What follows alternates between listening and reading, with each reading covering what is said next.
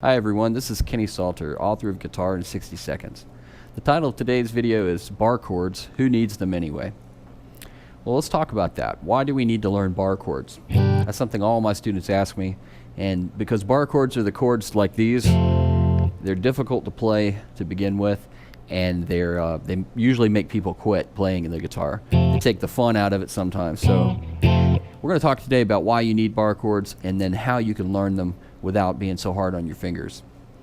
Okay, so the first thing is, why do we need to learn them in the first place? Well, there's 12 keys of music. A key is basically, if you'll think of it as a group of chords that belong together. That's a real easy definition. So in the key of G, for example, we have G, D, E minor, and C. Those are the four main chords in that key.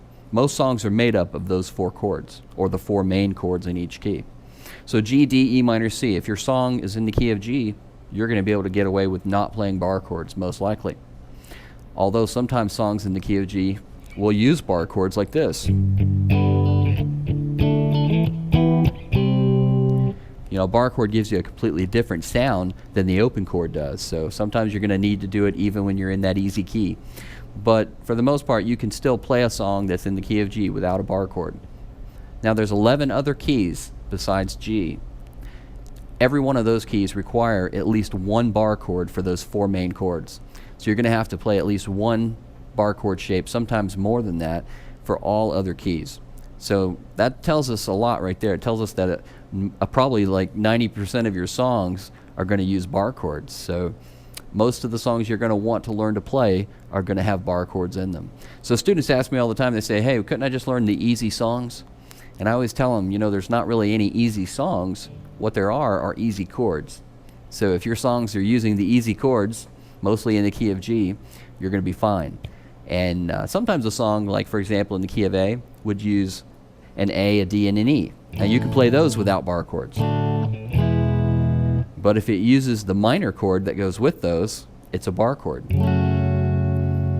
And the same thing for the key of D. I can play D, A, E, and G. No problem, but if I have to have that minor chord that goes with those chords, it's a bar chord again. So all the keys are going to have a bar chord in it except the key of G. Alright, so what that means is we need to learn these. The first bar chord shape that everybody learns is F. That's a big shape. The first finger, a bar chord, mainly what it is, the first finger bars across all 6 strings. That's the difficult part, getting all the strings to ring out at one time. The truth is, though, you don't need all 6 to ring out. You just need the bottom string, the big one, and the top 2 strings. But since one finger is playing all of that, it's really not possible to not press the other strings down. So the way I get everybody to practice this is just to do a little exercise where they put their finger on the bar or right on the fret and try to get all the notes to ring out. They press it down and release it. It's a good way to get started with these. Well, I'm moving that chord up into this position here at the second dot because it's easier to play here. It's a lot easier to play in this position. So you just, because the closer we get to this piece right here, this is called the string nut, the harder it is to press the string down. That's the reason the string is getting shorter as it gets up to this piece here, and it's harder to press down. But up here in this area, it's really easy to press down. So we're going to start here. You start with your index finger. You're going to use the side of your index finger on right next to the fret. Then you're going to use your second finger, third and fourth fingers. And that covers everything that you need to do. A lot of times though, this chord sounds more like this. Doesn't sound right. A lot of the notes don't ring out. So you want to be careful that the first finger is playing all the strings that it can, so all the notes are ringing. There's 3 bar chords that look alike. This one I call string 6 major, because the root note is on the big string, string 6. That note is A, and that's the note that names the chord. But the shape of this chord is always major, no matter where we move it. So that's a major, A major. If I move it down to G, it's a G major. All right? So that's how that works. The next chord shape that looks like this is you drop this chord shape down like this, and it creates a string 5 minor. Okay?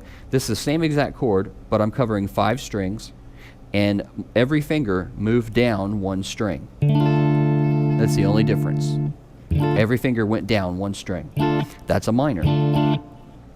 So we can move this around too, but the root note is now on string 5. Right here, this is a D, so that's D minor. If I move it down to C, it's a C minor. Then there's one more that looks like the string 6 major again, and that's a string 6 minor. All we do is move this second finger, and this note goes down to here. So that note has to be pressed with finger 1 now, like this. And that's the note right there, the third string, that will give you some trouble. Most people can't get that one to ring out very well, so you want to work on getting that finger to press a little harder so you can get that note as well, okay? So you want the big string and strings 3, 2, and 1 to ring out on this chord. But the string 6 major, string 6 minor, and string 5 minor, all three of those are basically the same chord shape. They are very, very similar. So if you learn one of those, you'll learn all three. The next chord shape is this one. It's used to play a B major chord down here. That's why we learn it, because there's no open position for B. What this chord actually is, though, is A moved up. The A chord uses this open note here. So if we were to bar this part of the A chord and put our finger here, that would look like this chord right here, wouldn't it? So this chord is nothing but A moved up. So when we move that up like that and play this, this is called the string 5 major. And you're playing one note with this finger, but I am laying the finger across the strings just to make it easier to play. And then my third finger is going to cover strings 4, 3, and 2, like this.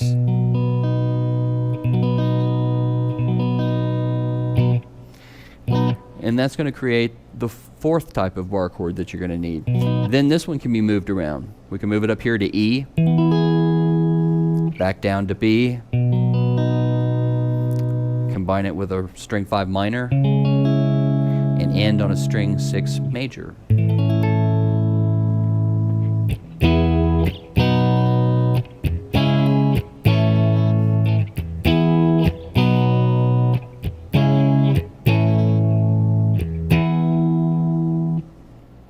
Alright, so that's the 4 bar chord shapes that you're going to need to learn to play in all those other keys. So what you're going to find is when you play the 3 major chords, and most songs are going to have 3 major chords and then 1 minor. Well, that minor a lot of times is going to be that bar chord. And in certain keys, the majors will have to be bar chords as well, like in the key of F. Alright, so that's about it for this one. I hope you see the how those bar chords are played, and to get some more practice with those, check out Guitar in 60 Seconds at the website guitarin60seconds.com, and I'll see you next time.